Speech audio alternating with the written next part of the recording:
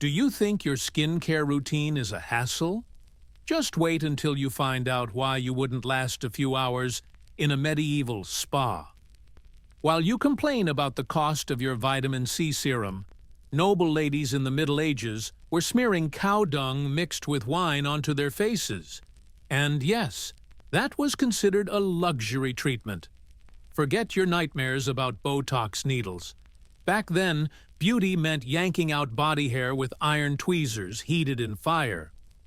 And that's just the beginning of your medieval self-care adventure. So dim the lights. Pull your softest blanket close. Tonight, you're going to live an entire day in the skin of a medieval noblewoman chasing the dream of flawless beauty. Close your eyes if you dare. If this kind of content fascinates you, make sure to subscribe. But only if you truly enjoy strange, unsettling history to unwind. Now, tell me in the comments, what time is it where you are right now? Are you lying comfortably in your clean modern sheets? Enjoy it while it lasts, because soon you'll find yourself inside a 13th century castle. You wake up, and there's no phone alarm buzzing at your side. The morning sun sneaks through narrow stone windows, but there's no glass, only thick wool tapestries swaying in the icy breeze. Your feet touch the freezing stone floor. Forget plush carpets or underfloor heating. Here, luxury means fresh straw scattered across the ground, assuming the rats didn't ruin it overnight. You look at your reflection, not in a crystal-clear LED mirror, but in a slab of polished metal. The image is warped, hazy, like staring into stagnant water. Yet this mirror cost more than a warhorse. And today is your full beauty treatment. Your personal maid is already preparing the tools. Iron tweezers, bare metal blades, and clay pots filled with substances that make your stomach churn just from the smell. You take a deep breath, and the first thing that greets your nose inside your stone fortress is the thick haze of incense, mixed with something that is most definitely not handmade soap. And you haven't even managed to climb out of bed yet. The day hasn't even started, and the worst is still waiting for you. The morning chill slices across your skin like a blade. Forget central heating. Such luxury doesn't exist here. The closest thing you have is a fireplace that only warms whoever is practically glued to it. Your nightgown? Rough, heavy linen that feels closer to sandpaper than to fabric. Definitely not Egyptian cotton. It rubs more than it comforts. But there's no time to wallow. The medieval beauty routine won't delay itself for your sake. First stop, toothbrushing. You grab the only dental tool available, basically a twig chewed down at one end. No soft bristles, no ergonomic head to reach every crevice. And the toothpaste? A bizarre cocktail of honey, coarse salt, and aged goat urine. Yes, you heard correctly. Goat urine. People of the time believed the stronger the stench, the better the cleansing power. Goat urine from mountain breeds was actually considered top tier. You gag a little as you scrub this delightful potion against your teeth. The taste? Picture licking an old copper coin soaked in vinegar. And then comes the rinse. Sour wine spiked with bitter herbs. You fight the urge to make faces while your maid is already heating water for the bath. By heating, of course, we mean barely taking the edge off, because hot water belongs only to monasteries. The towel? A strip of linen that feels like tree bark scraping your skin. Forget plush Egyptian towels. This one leaves you raw. As for soap, it's its own nightmare. Rendered pork fat blended with wood ash and lye. The outcome? A bar that strips every drop of oil from your skin until you resemble an old parchment scroll. And that's just the warm-up. You haven't even reached the main beauty treatment yet. Oh, and don't even think about daily dental care. In the Middle Ages, brushing once a week already made you suspiciously obsessed with hygiene. You finally make your way down to your so-called beauty chamber, a shadowy room lit by nothing more than flickering torches. Showers with adjustable water pressure? Not a chance. The soap? A brick so solid you actually need to shave slivers off with a knife just to get a lather. But the true horror show is hair removal. Your medieval esthetician strolls in carrying instruments that look stolen from a blacksmith's workshop. Heated iron tweezers, dull blades, and a sticky concoction of pine resin mixed with beeswax. To be lovely, one must suffer, she says with a grin, as if quoting eternal wisdom. And by suffer, she means stripping every single hair from your body. Not just eyebrows, everything. Legs, arms, underarms, and areas we won't mention to keep the mood light. The technique? Each strand pulled out individually with hot pincers. The sound is eerily similar to bacon sizzling, except the bacon is your skin. You press your lips tight, refusing to show weakness. After all, a noblewoman can't flinch, not even under literal torture disguised as beauty care. But wait, it gets worse. For the most stubborn hairs, they smear on a deadly mixture of quicklime and arsenic. Yes, that arsenic. The famous poison. The sensation? Like fiery ants marching across your body while your skin slowly dissolves. And just when you think you've endured enough, they turn to your eyebrows. Medieval fashion demanded towering foreheads, so they don't just pluck brows, they yank out part of your hairline too. The result? A forehead that practically reaches the middle of your skull, as if someone erased a third of your face. Now comes the relaxing part, facial care. You're told to lie down on a wooden plank covered with animal pelts. No padded spa bed with built-in heaters. Just raw wood biting into your spine while you pretend this is pampering. The medieval beautician begins by applying the very first mask, a blend of cow dung mixed with honey and curdled milk. Yes, you read that right. Fresh bovine waste. Gathered straight from the pasture, it costs more than what a peasant earns in an entire month. After all, if it didn't stink and wasn't outrageously expensive, it couldn't possibly work, right? The stench is overwhelming. Picture the most revolting smell you've ever encountered. Multiply it by 10, and then add a lingering note of an abandoned barn. But wait, that's only the beginning. While the face mask is working its magic, she prepares the body scrub, river sand mixed with coarse salt and wood ash. This will leave your skin as smooth as silk, she promises, while rubbing this natural sandpaper on your arm with such intensity that you feel entire layers of skin being stripped away. Your eyes begin to water, not out of sentiment, but because the ammonia fumes from the dung are burning your mucous membranes. And to think you complain about a $40 clay mask drying out too fast. Here, you are literally being smeared with farmyard waste. For dark spots, there's a special treatment. Liquid mercury blended with sulfur.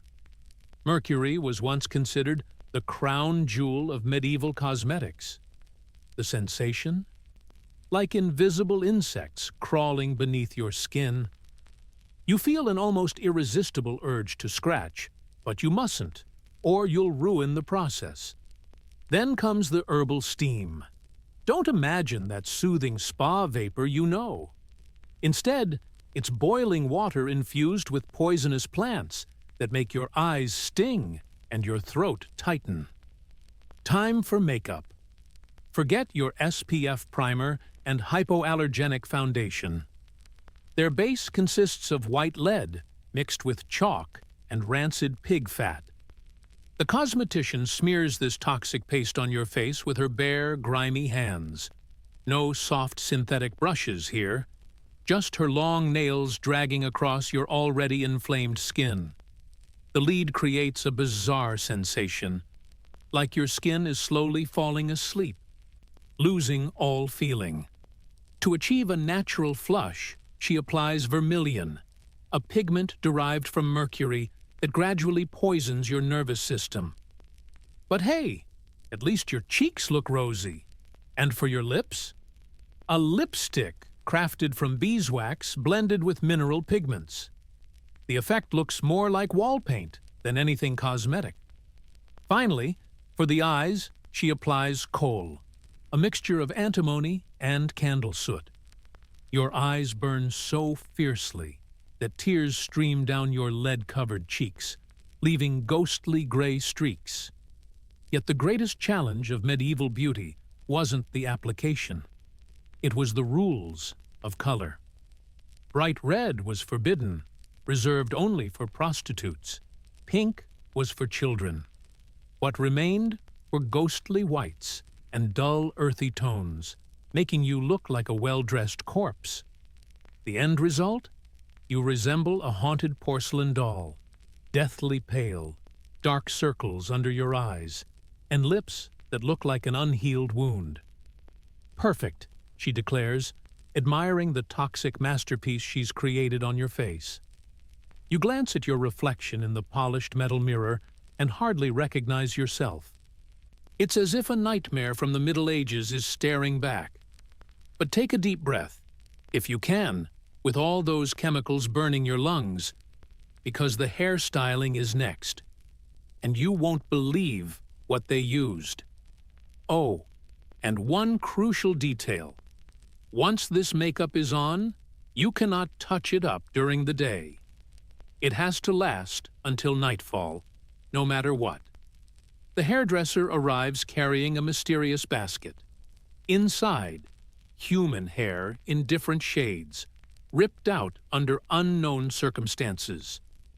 Because your natural locks, of course, aren't good enough, you need extensions made from the hair of people who almost certainly did not volunteer to donate. The method?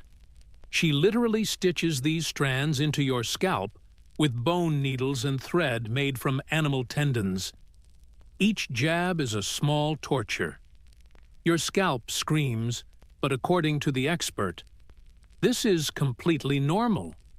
To finish the hairstyle, she slathers on a pomade crafted from bear fat mixed with cow marrow. The smell? Like a butcher shop left to rot in the summer heat. But wait, this ordeal is far from over. To give her hair that final touch, she sprays it with a bizarre blend of wine and vinegar. The outcome? A sour stench strong enough to make anyone back away. The standard medieval hairstyle was nothing simple.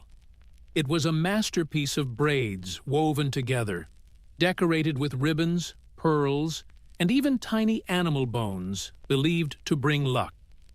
The sheer weight of these add-ons drags your head backward. Imagine strapping a lead helmet to your skull and pretending it's fashionable. And how do you keep this architectural nightmare in place? By tightening a golden mesh net over your head, something like a decorative vice squeezing your scalp. But the strangest part of all? The required charms, little pouches filled with foul-smelling herbs sewn directly into the hair to drive away evil spirits. The effect? Your head becomes a traveling garden of questionable aromas. Tradition also demanded a floral crown. Not fresh blossoms, but dried ones, preserved by soaking them in horse urine. The smell is beyond description. Now it's time to put on the outfit and jewelry. That medieval gown you've pictured in fairy tales? Forget it. The real thing was less like a dress and more like a building, constructed from at least 7 separate layers. First layer, a linen shift that scratches worse than straw. Second layer, a leather corset that squeezes your waist until you can barely breathe. Third layer, a woolen underskirt weighing nearly 12 pounds, and more on top until you're buried in enough fabric to cover a circus tent. The grand total? Around 40 pounds of clothing. It's basically like lugging around a toddler all day long. And the jewelry? Even worse. Those earrings weren't dainty studs. They were massive gold pendants stretching your earlobes until they nearly tore. The necklace? A chunky chain with heavy ornaments that slammed into your chest at every step, clanging like off-key church bells. Bracelets weren't graceful bangles, but ironclad cuffs that locked shut with fiddly clasps, leaving your arms sore from the weight. And the rings, dozens of them. Not just one per finger, but 3 or more, some linked together with chains. Your hands became so weighed down you could barely lift a cup. And then came the belt. Not a slim accessory, but a clattering metal chain loaded with a dozen or more dangling keys. Every step made you sound like a runaway wagon.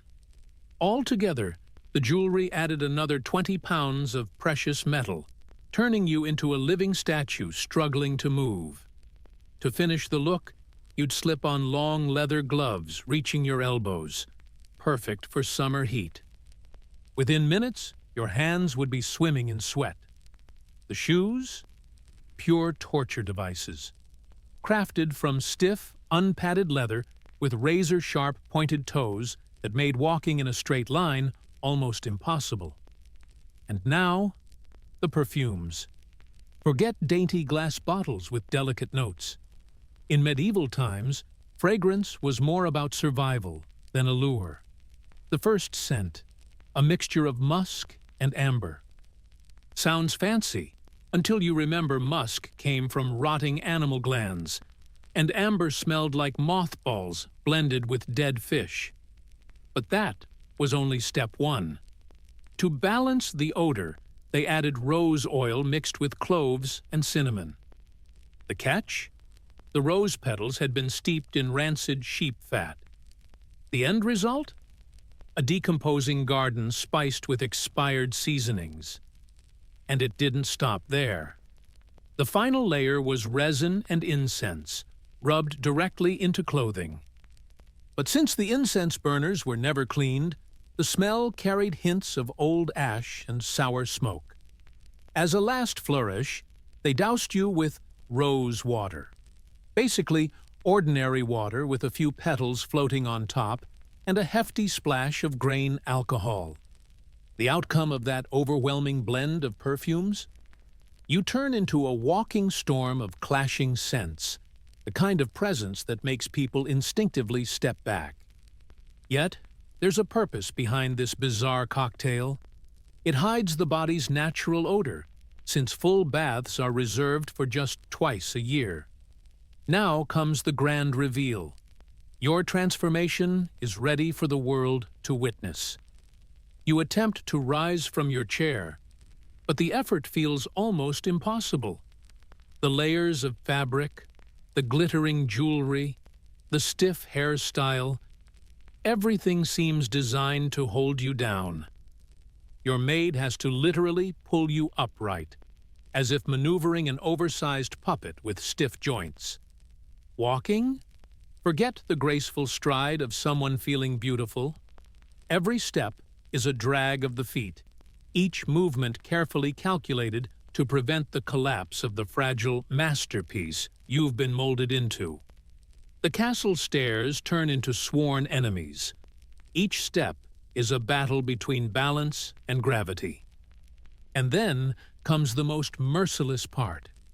Other noblewomen insist on greeting you, scrutinizing every detail of your transformation. "What a splendid hairstyle! Must have cost a fortune," says one, fingering the extensions sewn into your head. "This foundation is flawless." "What's the secret?" asks another, unaware that the very secret is slowly poisoning your nervous system. The medieval feast is a torment of its own. Eating is nearly impossible. Your corset prevents you from bending. The rings obstruct your grip on utensils. and smudging the makeup is unthinkable. So you remain there, starving, poisoned little by little, your body in constant pain, yet officially considered perfect by the beauty codes of the age. And to think you complain when modern heels pinch after a few hours. Here, you are a literal prisoner of your own appearance. Polite conversation becomes its own challenge. The heavy hairstyle makes your skull throb, so nodding or shaking your head naturally is out of the question. You resemble a broken doll, trying awkwardly to mimic life. Nightfall brings no relief.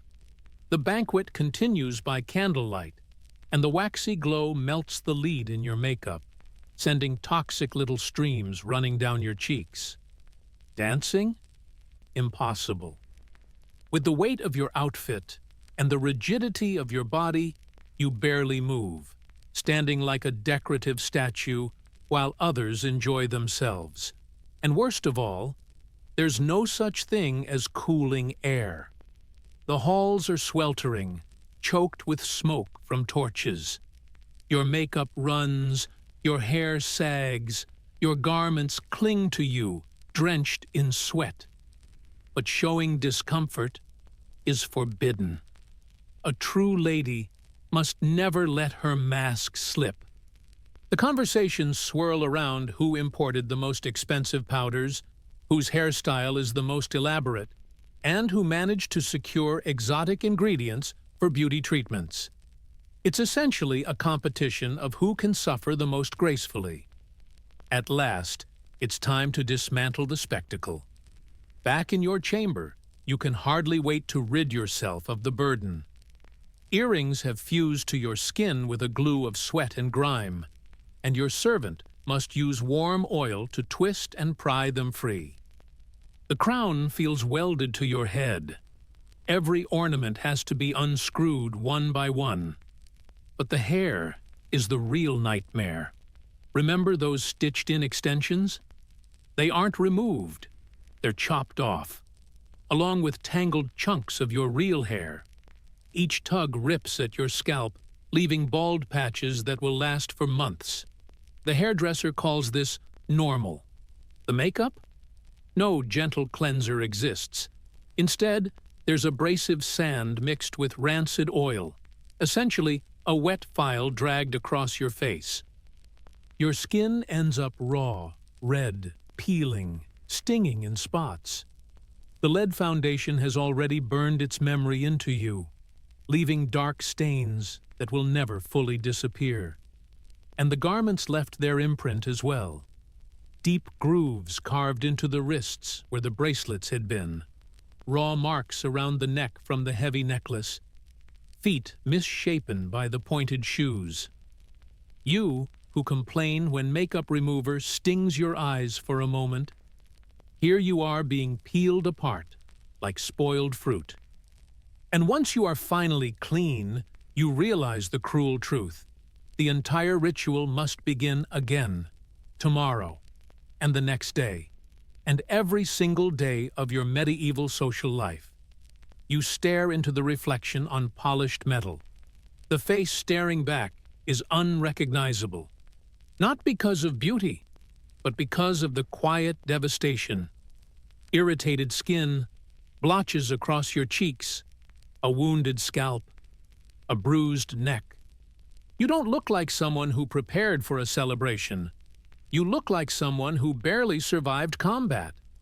Pain pulses through every limb. Even places you never knew could ache now scream with a bizarre, surreal intensity.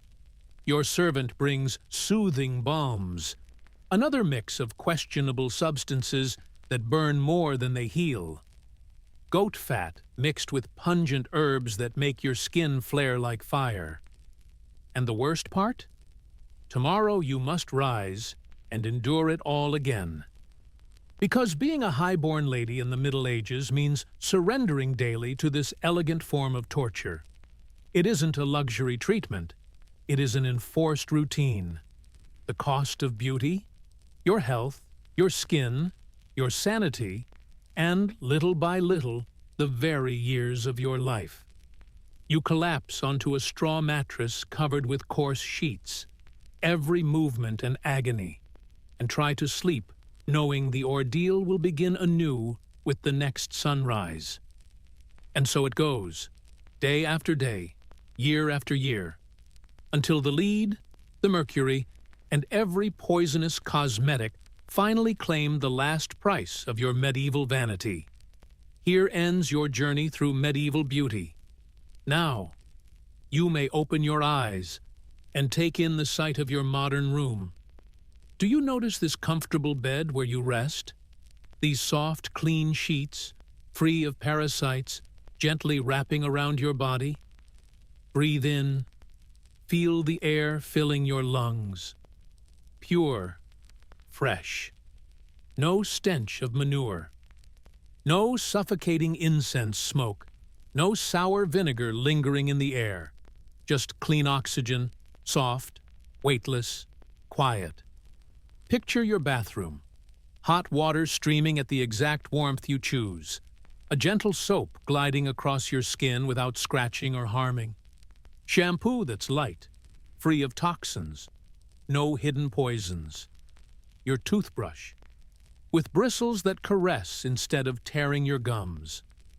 Your towel, plush, absorbent, wrapping you like a tender embrace. And the mirror? Crystal clear, honest, showing you exactly as you are.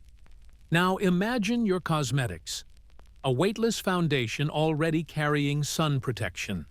A moisturizing lipstick that keeps your lips healthy while adding color. A mascara that doesn't sting, doesn't smudge, only lifts and defines your gaze. Even your clothes are different. Soft, breathable, practical. They don't drag you down with 20 pounds of fabric. They don't squeeze the air out of your lungs. They don't turn you into a prisoner of your own image. When you wake tomorrow, you'll simply rinse your face with warm water. Feel your skin refreshed, clean, renewed. You'll decide whether to wear makeup or not, shave or not. Every morning you choose, always choose, how you'll meet the world. These tiny freedoms, these daily rituals we take for granted, are luxuries unimaginable to women centuries ago. Privileges woven into your life so effortlessly today. So now, as you sink deeper into this soft bed, you may notice a small wave of gratitude rising within you. Gratitude for living in an age where beauty no longer equals suffering, for being able to care for your looks without paying with pain, health, or peace. And now, it's time to rest, to let sleep drift in slowly, softly, gently. Close your eyes. Feel your body melting into the mattress. Release the tension in your forehead, your jaw, your shoulders. Let go, piece by piece. And let me ask you, could you really endure a beauty routine in the Middle Ages? After everything we've uncovered, I'm sure your answer is loud and clear. No, thank you. If you enjoyed this strange little journey into the past, tap that like button, subscribe, and share in the comments. Which modern beauty product do you treasure the most after hearing this story? Good night.